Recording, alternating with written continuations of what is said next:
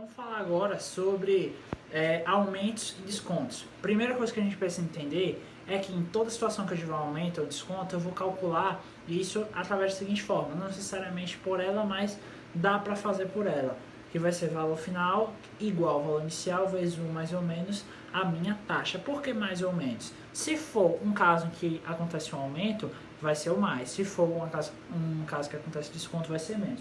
Por exemplo, digamos que o meu salário seja de R$1.000 e eu vou ter um aumento de 10%. Como que eu vou calcular isso? O valor final vai ser igual ao valor inicial vezes 1 mais ou menos a minha taxa. Lembrando que a minha taxa vai estar em decimal. Então, se é 10%, na verdade é 0,1 em decimal. Então, vai ser 1.000 vezes 1 mais 0,1, vai ficar 1,1 vezes 1.000, que vai ficar 1.100. Agora, se eu tiver um produto que vale R$80, eu teve um desconto de 20%, então eu vou colocar que o valor final vai ser igual a 80 vezes 1 menos 0,2, ou seja, vai ficar 80 vezes 0,8, que vai ficar 64.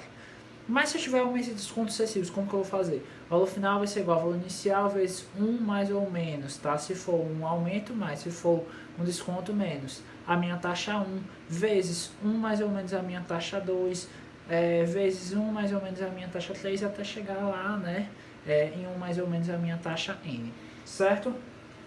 Agora, sobre juros, a gente vai ter o seguinte, tá? Juros simples e juros compostos.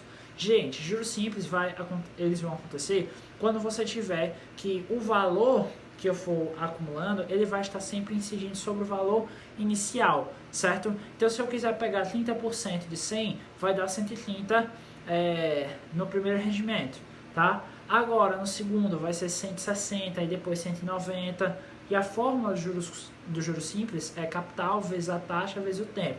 Lembrando que taxa e tempo tem que estar na mesma unidade. Lembrando que a minha taxa tem que estar em decimal, então eu vou ter JCIT aí. Beleza?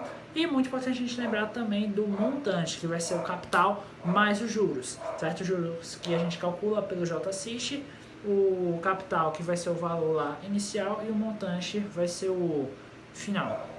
Ok? E com relação aos juros compostos, você vai ter um sistema no qual não vai ficar só incidindo sobre o valor inicial. Ele vai incidir sobre o que teve de rendimento a cada mês. Então, se eu peguei lá um valor inicial de 100, tá? Que tipo, se em alguma questão vocês quiserem fazer por teste, usem o valor 100, é bom. E aí você coloca um aumento de 30%, tá? No sistema de juros compostos, tanto no de simples como compostos, vai para 130.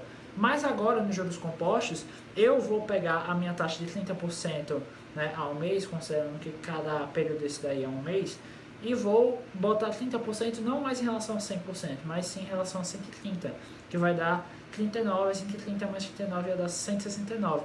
Então veja que o valor vai ficar cada vez maior no regime de juros compostos. E eu sei que juros compostos, o montante vai ser igual a capital vezes 1 mais I, que é a minha taxa, elevado a T. Show de bola? Então, valeu, galera!